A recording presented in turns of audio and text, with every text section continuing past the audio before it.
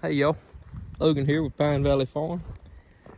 This evening I'm out here gonna show y'all the tater patch.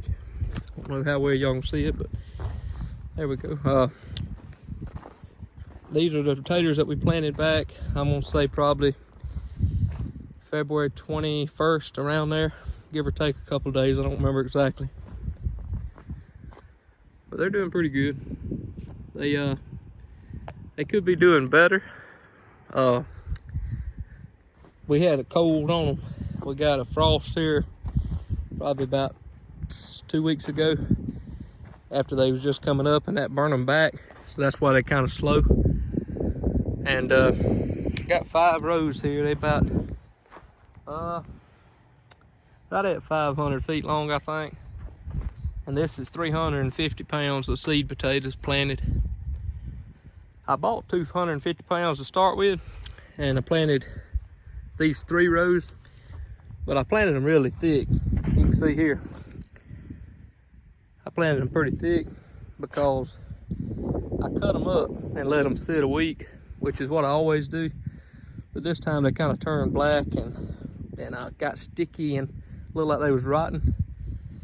So instead of just buying all new potatoes and trashing them, or instead of planting them normal and having skips, I decided to plant them thick, about twice as close as I would normally plant them. And they pretty thick in here. That's probably what, 9-10 inches apart. But they all came up, all the ones that planted, even the rotten ones, they came up. And since I didn't know how they were going to do, I went ahead the next day and planted these 2 rows right here.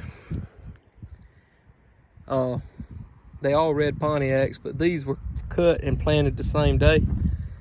A lot of people do that. I never have. I usually cut them, let them cure. But these seem to have came up just fine. But it wasn't real wet.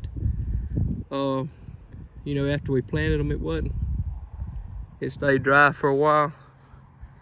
So that helped, you know, because the main reason you cut them and let them cure is so to keep them from rotting in the ground. But as you can see, they didn't rot and they're coming up. They seem to be coming up a little slower, growing a little slower than these. And maybe that's because they're spread out and they just don't look as thick. But they seem to be doing okay. Potatoes usually start out slow like this, especially when they get burnt by cold.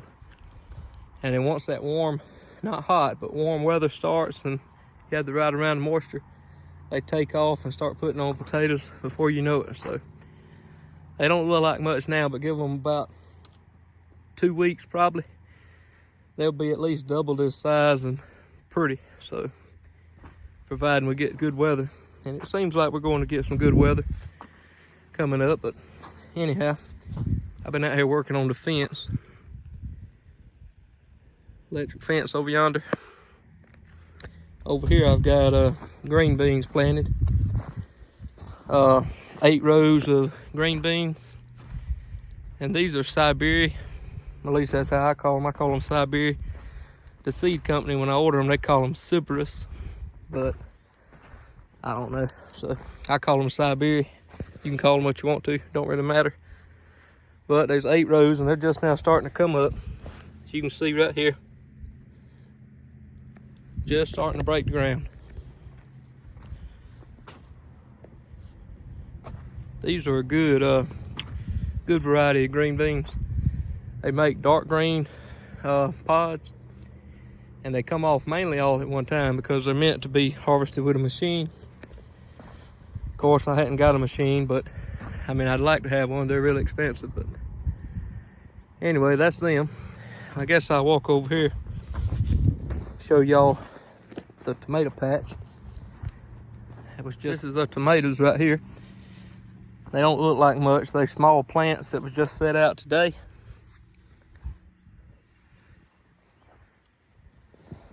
Got them from County Farm Plant Company, Baxley, Georgia. I got I think there's 4.5 rows, or just over 4.5 rows. I had set out 6 rows and made 6 rows for them, but it only filled up 4.5. So it's about 1,000 plants, give or take, and they're red snapper tomatoes. I grew them last year and they done good, so we're gonna try them again. And you notice how I got these wide rows right here. I got them wide like that so I can drive my tractor or my truck or side by side or whatever down these rows. You know, because when you harvest them, it makes it easier to keep the weeds out. It makes it easier. And I sprayed Dual Magnum, which is a pre-emergent herbicide, right on top of the ground, not incorporated, before we planted them. So that helps also with the grass and the pigweed and stuff. But I mainly want the herbicide on this bed right here, because once these tomatoes get tall, and especially once you put the tomato stakes in the ground, you're not going to be able to drive over them with a tractor and plow them or spray them.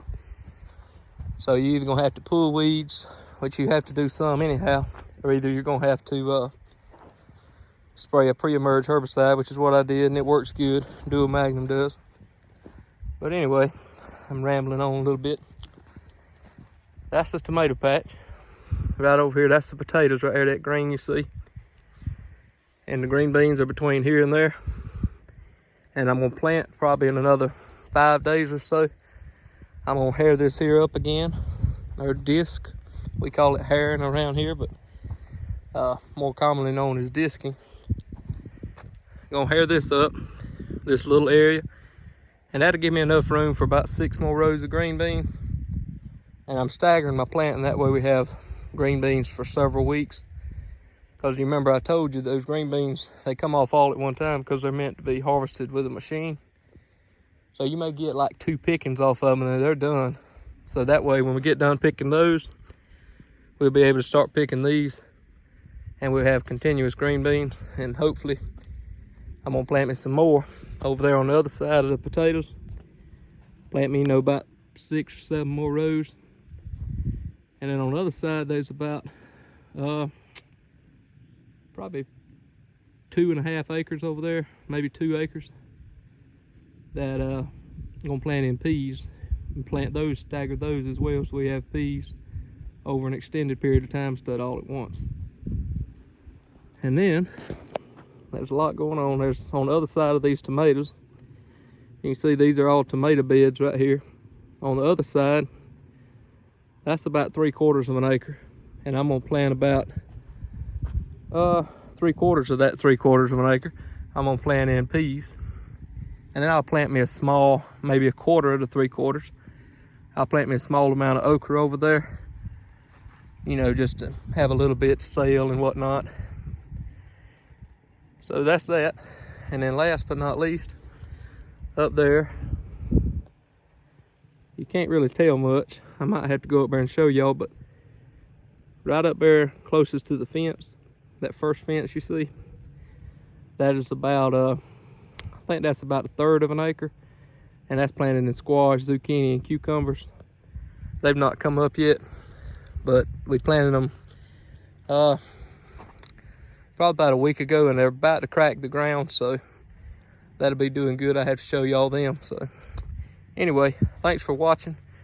Be sure to like, share, comment, subscribe. God bless, and we'll talk to y'all later.